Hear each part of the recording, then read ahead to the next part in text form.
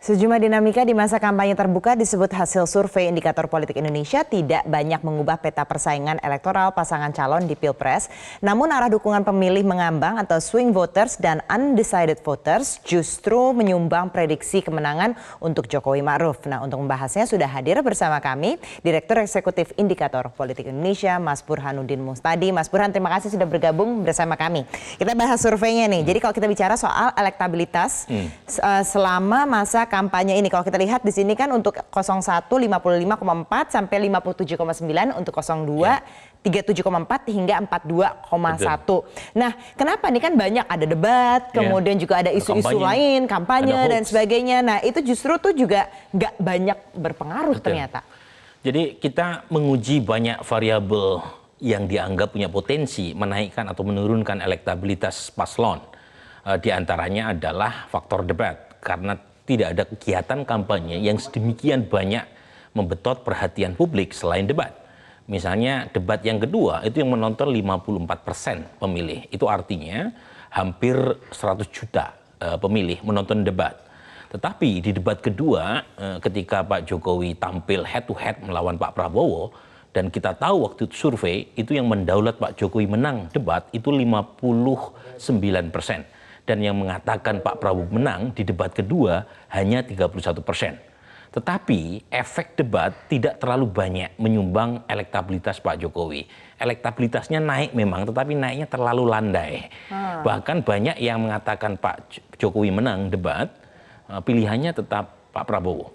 Termasuk juga misalnya kalau kita saksikan di medsos, itu kan banyak foto Pak Prabowo atau Sandi dikelilingi, dikatakan dalam foto dengan caption ratusan ribu atau ribuan macam-macam. Tetapi ternyata yang kita baca melalui hasil survei hampir tiap bulan sekali, itu yang kita lihat adalah masing-masing itu seperti menggarami basis konstituen masing-masing. Jadi maksudnya? Masing-masing itu sebenarnya sudah punya semacam captive basis konstituensi masing-masing. Dalam acara kampanye itu yang datang itu sebenarnya mereka yang sudah punya preferensi ke entah paslon 1 atau 02. Jadi yang terjadi adalah memperkuat iman politik masing-masing, tidak berhasil menebalkan pilihan. Belum berhasil penetratif untuk mencari basis lawan. Ini yang kemudian mengakibatkan terjadi semacam stagnasi. Meskipun harus kita akui kalau kita bandingkan dari Oktober 2018 survei yang kita lakukan, memang ada kenaikan Pak Prabowo sekitar 7%. Pak Jokowi naik kurang lebih sekitar 2%. Tetapi kenaikan Pak Prabowo tidak cukup untuk mampu melampaui elektabilitas Pak Jokowi. Dan ini salah satunya disebabkan oleh terlalu polarisasi politik yang sedemikian ekstrim, sehingga kegiatan kampanye apapun itu belum mampu mengubah dukungan dari kedua basis masing-masing calon. Jadi kalau keunggulan 01 di sini bisa dikatakankah memang nantinya akan berpengaruh lewat undecided atau swing voters? Swing voters di sini jumlahnya 16,9%. Betul. Kemudian undecided sekitar 7,2%. Artinya ini memang sangat menentukan jika memang. Betul. Jadi kita kan selama ini banyak didengarkan satu klaim bahwa undecided atau swing voters ngeblok ke salah satu pasangan. Yang terjadi tidak demikian. Jadi kami melakukan satu proses analisis prediksi ke arah mana undecided dan swing voters. Jadi kalau kita lihat laporan yang kami paparkan tadi siang 56 halaman, itu kita definisikan undecided voters mereka yang belum menentukan pilihan pada saat survei itu dilakukan. Proporsinya 7,2% dan memang menurun dari waktu ke waktu. Teorinya semakin dekat dengan pemilu semakin turun undecided voters. Yang kedua, swing voters. Siapa mereka? Yaitu mereka yang sudah punya preferensi elektoral, entah mereka sudah punya pilihan ke Pak Jokowi atau ke Pak Prabowo, tapi pilihan politiknya masih lemah. Jadi kadar keimanan politiknya belum 24 karat. Nah itu berapa persen? 16,9%. Dan terjadi di dua pasangan.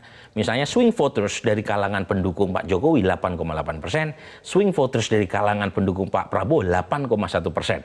Artinya nggak beda jauh dong? Tidak beda jauh. Nah sekarang bagaimana cara melakukan pemodelan untuk memprediksi swing voters pada ujungnya berlabuh kemana, undecided voters pada akhirnya menetapkan pilihan kemana. Ini penting karena semakin besar swing voters dan undecided voters itu menyulitkan buat kami untuk memprediksi hasil akhir. Karena di hari akhir kita kan tidak akan mendapatkan pilihan tidak tahu tidak jawab. Pada akhirnya semuanya akan menentukan pilihan. Tetapi 7,2% undecided, termasuk 16,9% mereka yang masih bisa berubah-ubah pilihan, itu kita harus melakukan semacam prediksi. Prediksinya dengan melihat kedekatan profiling baik dari sisi demografi maupun opini entah terhadap kinerja, puas tidak puas terhadap Pak Jokowi dan lain sebagainya, itu ternyata tidak ngeblok. Jadi tidak terbagi proporsional. Ini penting Andi nih. Ada yang mengatakan mengekstrapolasi secara naif. Ada lembaga survei yang mengekstrapolasi dengan membagi undecided secara proporsional. Menurut saya tidak seperti itu. Karena undecided itu punya profil demografi. Pertanyaannya, profil demografi dan opininya itu lebih dekat ke basis kuat pemilih Jokowi atau basis kuat pemilih Prabowo. Nah, kalau gitu faktor apa dong Mas yang bisa mereka ini netepin pilihannya? Nah itu banyak variabelnya ya. Saya lanjutkan dulu sebelum sampai ke faktor. Setelah kita melakukan analisis, itu ternyata Pak Jokowi masih punya potensi mendapatkan suara hingga 57,9%. Tambahan dari swing maupun undecided yang pindah ke Pak Jokowi. Tapi Pak Prabowo kemungkinan mendapatkan tambahan undecided dan swing hingga 5%. Jadi total perolehan Pak Prabowo menurut estimasi yang kita lakukan itu bisa mencapai 37 sampai 42,1%. Nah, tapi kalau ngeblok 16,9 plus 7% ke Pak Prabowo, sementara selisih Pak Jokowi dengan Pak Prabowo hanya 18%, maka 16,9 plus 7% itu lebih dari cukup untuk mengalahkan Pak Jokowi. Tapi masalahnya kan tidak ngeblok ke Pak Prabowo semua. Masih ada 46% dari 23% pemilih undecided dan swing yang tetap ke Pak Jokowi. Proporsinya memang sedikit lebih banyak ke Pak Prabowo, tetapi tidak seluruhnya diambil oleh Pak Prabowo. Nah, faktornya apa? Banyak. Salah satunya kalau dilihat dari karakteristik pendidikan, itu umumnya memang ada sebagian yang menunggu debat terakhir. Kan masih ada satu ronde debat. Termasuk tawaran dari kedua belah kubu tentang bagaimana rute Indonesia 5 tahun ke depan. Jadi ini swing voters yang rasional. Ada juga mereka yang menunggu siraman uang. Misalnya kalau kita cross dengan toleransi terhadap politik uang, ada juga segmen swing. Besar nggak tuh? Ya masih disebut besar. Secara umum sih lebih banyak toleransi politik uang di pileg, tetapi tetap ada captive swing voters yang menunggu siraman, bukan siraman rohani, siraman politik uang. Termasuk jangan lupa ada beberapa, ini perlu kita gali lagi, ada swing voters, undecided voters yang dalam istilah komunikasi disebut dengan istilah spiral of silence. Jadi mereka yang swing atau undecided dan umumnya profilnya mirip dengan pendukung kuat Pak Jokowi, itu tinggalnya di Jawa Barat sama Banten. Itu kan basis kuatnya Pak Prabowo di 2014. Sementara ada juga swing sama undecided yang dekat dengan basis pendukungnya Pak Prabowo, tapi tinggalnya di Jawa Tengah. Dan kita tahu Jawa Tengah adalah strongholdnya Pak Jokowi. Jadi, nah sekarang pertanyaannya, kalau kita hitung, kita kalkulasi berapa banyak nih yang leaning ke Pak Prabowo sama ke Pak Jokowi. Hasil kami berdasarkan akhir bulan Maret itu memang 53% gabungan undecided dan swing voters ke Pak Prabowo, 46% gabungan dari kedua kelompok ini ke Pak Jokowi. Nah, kalau kita persentase hasil akhirnya 57,9% untuk Pak Jokowi, kemudian 42,1% ke Pak Prabowo. Lembaga survei indikator merilis responden masih mempercayai KPU untuk menjadi penyelenggara pemilu 2019. Survei ini dilakukan 22 hingga 29 Maret kepada 1.220 responden. Secara umum, 63% responden cukup yakin KPU mampu menyelenggarakan pemilu legislatif dan juga pemilu presiden. Bahkan 20% responden menyatakan sangat yakin dengan kemampuan pemilu. Hal yang sama terlihat dari hasil survei indikator di mana 64% responden mengaku cukup yakin dengan kemampuan KPU untuk menjalankan Pilpres. 20% responden menyatakan pendapat sangat yakin dengan kemampuan KPU. Nah, ini kan penting karena juga ada salah satu tokoh juga kan yang mencoba untuk mendelegitimasi dari KPU sendiri. Nah, jadi masanya juga katanya mau mengerahkan people power begitu. Nah, ini gimana Mas ngeliatnya? Saya coba untuk tidak bicara terlalu jauh terkait dengan isu Pilpres dan KPU. Mengapa demikian? Karena bagaimanapun ini terlepas dari siapa yang menang, 01 atau 02, ini bagian penting dari legitimasi penyelenggaraan pemilu kita. Jadi kalau data kami itu juga menunjukkan kritik terhadap KPU. Meskipun secara umum tingkat keyakinan terhadap KPU, Bawaslu masih di atas 80%. Tapi jangan lupa range mereka yang masih tidak yakin dan masih mempertanyakan netralitas KPU dan Bawaslu itu kisarannya 13-15%.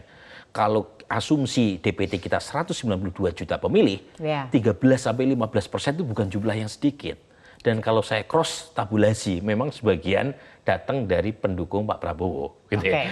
Nah, tetapi ada satu masukan saya yang sayangnya tidak ditampilkan. Jadi kita tanya, apakah mereka sudah terdaftar atau tidak di DPT? Responden kami itu populasinya adalah mereka yang sudah punya hak pilih, usia di atas 17 tahun atau yang sudah menikah. Artinya mereka secara konstitusional punya hak untuk memilih. Tetapi ada 2,1% pemilih yang tahu bahwa dirinya tidak terdaftar. 2,1% itu bukan jumlah yang kecil. Karena kita tahu 192 juta, gitu ya, 192 juta pemilih di DPT. Kalau 2,1 itu bukan jumlah yang kecil. Baik, itu harusnya menjadi catatan. Dan jangan lupa Andini, Ya. ini bukan soal statistik. Kalau ada satu orang saja punya hak pilih yang dijamin konstitusi, tapi tidak terdaftar, itu bahaya. Betul. Jadi buat KPU, mumpung masih ada waktu, itu harus melakukan proses pendataan secara lebih jeli. Dan ada 10% yang tidak tahu apakah dirinya terdaftar atau tidak. Nah itu juga poin. Itu juga bahaya. Jadi tolong untuk meningkatkan konstitusionalitas dan kepercayaan publik terhadap KPU, terhadap Bawaslu, dan institusi penyelenggara pemilu kita, hal-hal yang membuka celah bagi proses berbagai macam pihak untuk mempertanyakan legitimasi KPU ya harus dibenahi. Gitu. Baik, kita kembali lagi ke survei tadi soal elektoral capres nih. Kalau kita bahas itu sisa waktu 2 minggu lagi nih Mas. Betul. Gimana cara ngebusnya supaya bisa lebih tinggi lagi? Karena kan targetnya untuk aman itu kalau kita bicara untuk kemenangan Pak Jokowi itu berapa? 60%, kita pernah bahas waktu itu kan titiknya. Begini, cara kan kita membuat model termasuk dari data kita tanpa harus melakukan pemodelan lebih jauh, mereka yang sudah memilih Pak Jokowi dan kecil kemungkinannya untuk berubah pilihan itu tanda kutip hanya 46, sekian persen. Inilah pemilih kuat Pak Jokowi. Kemudian kalau didasarkan pada top of mind, mereka yang langsung menyebut nama Pak Jokowi tanpa harus diberi pilihan itu ada 50, sekian persen. Jadi kalau dasarnya adalah pemilih kuat Pak Jokowi baru 46,6%, artinya belum mencapai 50%. Tetapi pemilih kuat Pak Prabowo juga baru 29,2%, lebih jauh lagi untuk dapat 50%. Nah intinya kalau misalnya Pak Jokowi pengen menang, pemilih kuatnya harus di atas 50%. Dan pemilih yang menyatakan secara spontan memilih Pak Jokowi tanpa harus diberikan simulasi kertas suara itu harus lebih besar lagi di atas 50%.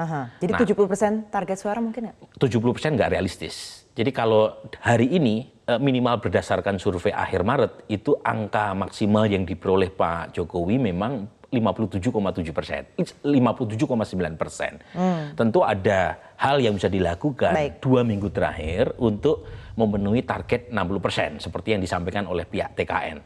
Caranya mau tidak mau melihat swing voters dan undecided. Kalau dari sisi profil demografi, sebagian besar mereka yang undecided dan swing itu yang mau memilih Pak Jokowi tetapi masih swing atau undecided, profilnya mirip dengan pendukung kuat Pak Jokowi itu ada di Jabar dan Banten. Jadi PR-nya di dua provinsi itu, baik. Termasuk di wilayah Jawa Tengah bagian barat.